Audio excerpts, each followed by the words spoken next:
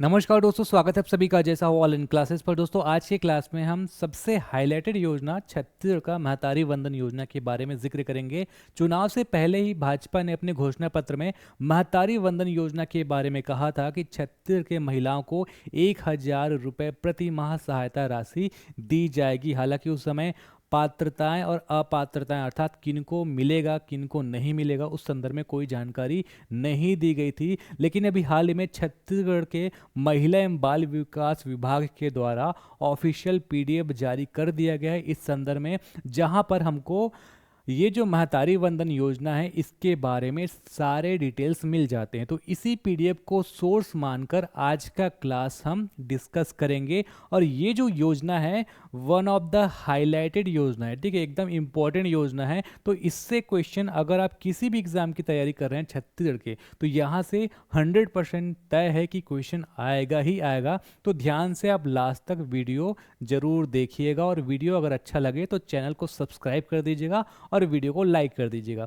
तो सबसे पहला पॉइंट, इस योजना का नाम क्या है? तो योजना का नाम है छत्तीसगढ़ महतारी वंदन योजना। अगर आप ईयर लगाना चाहे तो ईयर भी लगा सकते हैं, छत्तीसगढ़ महतारी वंदन योजना 2024। अब ये योजना चालू कब होगा? ठीक है, सबसे ज़्यादातर यही क्वेश्चन पूछ दिया जाता है किसी भी योजना को लेकर कि वो कब चालू हुआ था। ठीक है, तो ये योजना चालू कब होगा? 1 मार्च 2024 से। अभी ये चालू नहीं हुआ है, 1 मार्च 2024 से चालू होगा। तो ये डेट आप अच्छे से याद रखिएगा। चुनाव से पहले इस योजना के संदर्भ में केंद्रीय मंत्री जो अमित शाह है उन्होंने कहा था कि 1,000 रुपये की सहायता राशि हम देंगे। इसलिए घोषणा किसके द्वारा की गई थी? केंद्रीय मंत्री अमित शाह के द्वारा की गई थी। और लागू 1 मार्च 2024 को होगा किनके द्वारा? यहाँ के जो मुख्यमंत्री है विष्णुदेव साय जी, इनके द्वारा लागू किया जाएगा। अब दूसरा इंपॉर्टेंट क्वेश्चन हो जाता है कोई भी योजना को लेकर कि उस योजना का उद्देश्य क्या था, किसको ध्यान में रखकर योजना लाया गया। ठीक है, तो महिला सशक्तिकरण, महिलाओं को आर्थिक सहायता देना इस योजना का प्रमुख उद्देश्य था। लेकिन अगर क्वेश्चन आए कि बताइए निम्न में से महतारी वंदन योजना का जो उद्देश्य है वो कौन सा पॉइंट नहीं है, या फिर निम्न में से कौन सा पॉइंट है, और ये सारे जो फैक्ट हैं वो पॉइंट बनाकर दे दिया जाए, तो आपको इनको भी एज इट इज़ ऐसे ध्यान में रखना होगा। जैसे कि प्रदेश में महिलाओं के साथ भेदभाव, असमानता को दूर करना इसका एक उद्देश्य है। दूसरा उद्देश्य क्या हो सकता है? महिलाओं के स्वास्थ्य एवं पोषण स्तर में सुधार लाना। ठीक है, आर्थिक स्वावलंबन तथा सशक्तिकरण को बढ़ावा देना तथा परिवार में उनकी निर्णय लेने की जो भूमिका है उसको सुदृढ़ करना। तो ऐसे 3-4 पॉइंट बनाकर दे दिया जाएगा कि बताइए छत्तीसगढ़ महतारी वंदन योजना का जो उद्देश्य है वो इन तीनों में से क्या है, और तीनों पॉइंट ले लिया जाएगा। तो आप उपरोक्त में से सभी वाला ऑप्शन रहेगा उसको टिक करके आ जाएंगे, क्वेश्चन बन जाएगा आपका।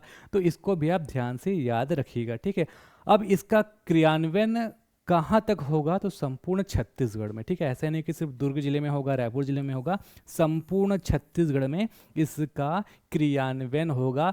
इस योजना के अंतर्गत सहायता राशि मतलब जो पात्र व्यक्ति होंगे उसको लाभ क्या मिलेगा?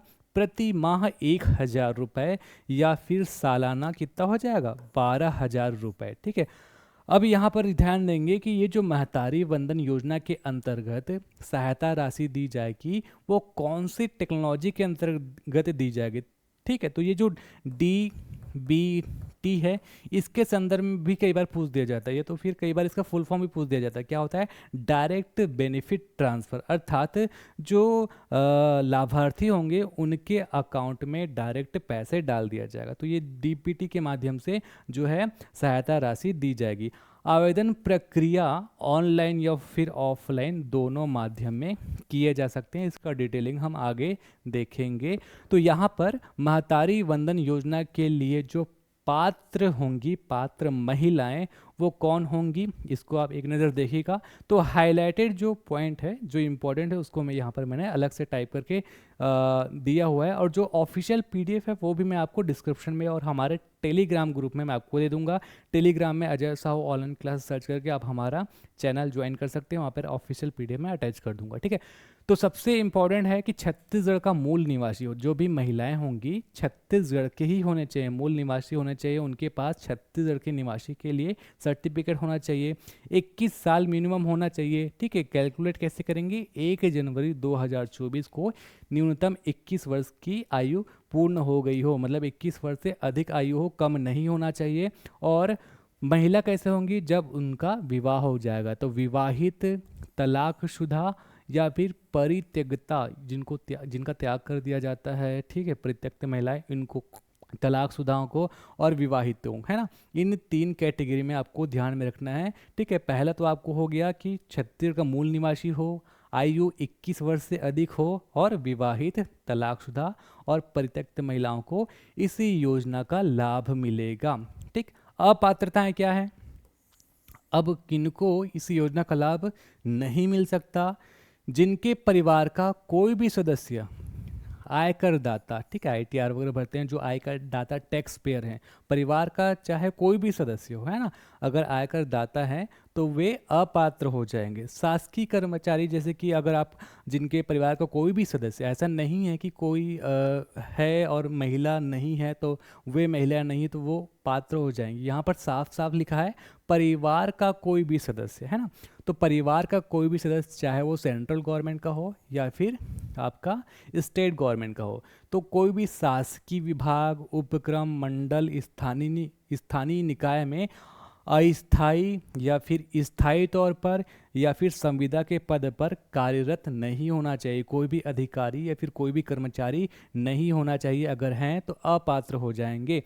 जिनके परिवार का कोई भी सदस्य वर्तमान अथवा भूतपूर्व सांसद, विधायक हो, जिनके परिवार का कोई भी सदस्य पहले सांसद या फिर विधायक रहा हो या फिर वर्तमान में है, तो वे परिवार भी अपात्र हो जाएंगे। जिनके परिवार का कोई सदस्य भारत सरकार अथवा राज्य सरकार के बोर्ड, निगम, मंडल के वर्तमान में अध्यक्ष या फिर उपाध्यक्ष हो, तो वे भी अपात्र हो जाएंगे। तो अपात्रताएं भी आपको ध्यान में रखना है। अब आगे हम जानते हैं कि हितग्राही को जो दी जाने वाली राशि है वो कितना होगा, तो हमने देख लिया 1,000 रुपये का भुगतान किया जाएगा डीपीटी के माध्यम से, डायरेक्ट बेनिफिट ट्रांसफ़र के माध्यम से, तो 1,000 रुपये प्रति माह, तो सालाना कितना हो जाएगा, 12,000 रुपये सालाना हो जाएगा।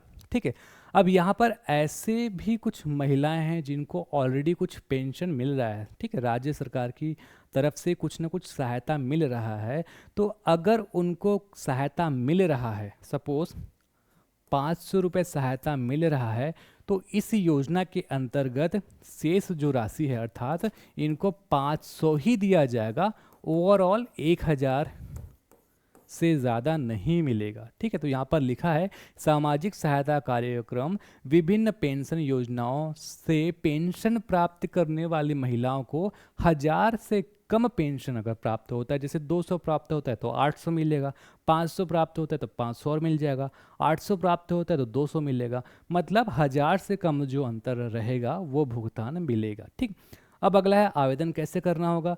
तो ये कुछ ऐसे पॉइंट्स हैं जो उतना इंपॉर्टेंट है नहीं, बस आप बेसिक जानकारी के लिए ध्यान रख लीजिए। जैसे आवेदन के लिए आपको ऑनलाइन, अगर आप खुद करना चाहें तो ऑनलाइन आप पोर्टल में आप जा सकते हैं, www.mahtarivandhan.cgstate.gov.in, ये पोर्टल होगा।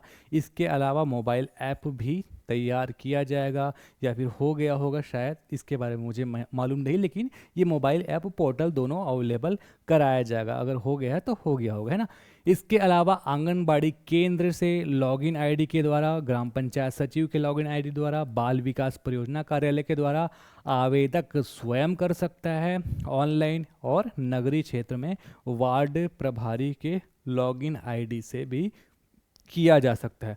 अब अगला टॉपिक है नोडल विभाग एवं क्रियान्वयन एजेंसी वगैरह, इस टाइप के जो क्वेश्चन हैं वो भी पूछे जाते हैं कि बताइए निम्न में से ये जो योजना है उनमें नोडल विभाग कौन सा है। ठीक है, तो राज्य स्तर पर महिला एवं बाल विकास विभाग को नोडल विभाग बनाया जाएगा, और जिला स्तर पर कौन, जिला कलेक्टर। ठीक है, तो जिला स्तर पर जिला कलेक्टर नोडल अधिकारी होंगे, और राज्य स्तर पर महिला एवं बाल विकास नोडल जो है एजेंसी होगा। तो ये चीज़ आप याद रख लेंगे। योजना का क्रियान्वयन महिला एवं बाल विकास विभाग के द्वारा स्थानीय निकायों के माध्यम से किया जाएगा। ठीक है, तो नोडल विभाग और क्रियान्वयन ये भी महत्वपूर्ण है।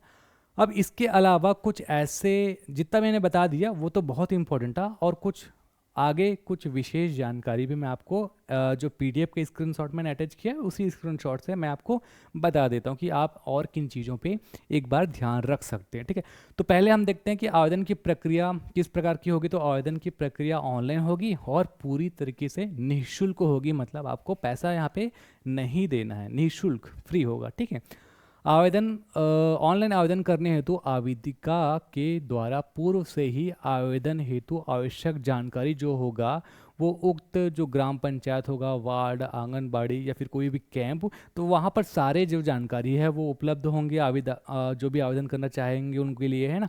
आवेदिकाओं द्वारा सीधे पोर्टल पर भी पब्लिक लॉगिन से आवेदन किया जा सकता है। तो जो मैंने पोर्टल आपको दिखाया वहाँ से भी डायरेक्ट आवेदन कर सकते हैं। तो आवेदन कैसे करेंगे, ऑनलाइन कर सकते हैं या फिर जो भी संस्था से आप करना चाहते हैं वहाँ पर सारी जानकारी अवेलेबल होगी, या फिर चाहे तो आप ऑनलाइन कर लो। इसके अलावा आवेदक जो महिला होंगी उनके पास कौन कौन सा दस्तावेज होना चाहिए। तो स्व सत्यापित मतलब सेल्फ अटेस्टेड क्या होगा, पासपोर्ट साइज का फोटो लगेगा, स्थानीय निवासी जो आपका निवासी सर्टिफिकेट है वो लग जाएगा ताकि पता चल जाए कि छत्तीसगढ़ के निवासी हैं। स्वयं का और पति का आधार कार्ड लग जाएगा, स्वयं एवं पति का पैन कार्ड लग जाएगा, विवाह का प्रमाण पत्र लग जाएगा, विधवा होने की स्थिति में पति की मृत्यु का जो प्रमाण पत्र है वो लग जाएगा, परित्यक्ता होने की स्थिति में समाज द्वारा जारी किए गए, ग्राम पंचायत द्वारा जारी किए गए प्रमाण पत्र लग जाएगा।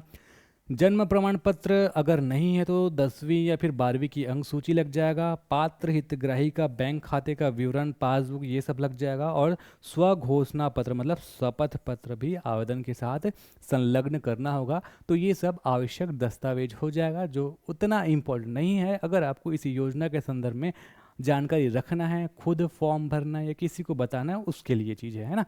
अब आगे देखते हैं अनंतिम सूची का प्रकाशन। अनंतिम का ये मतलब होता है एक तरह का सेमीफाइनल, क्योंकि सूची जब जारी होगा तो अगर उस सूची में किसी को आपत्ति है तो फिर आपत्ति जारी किया जाएगा।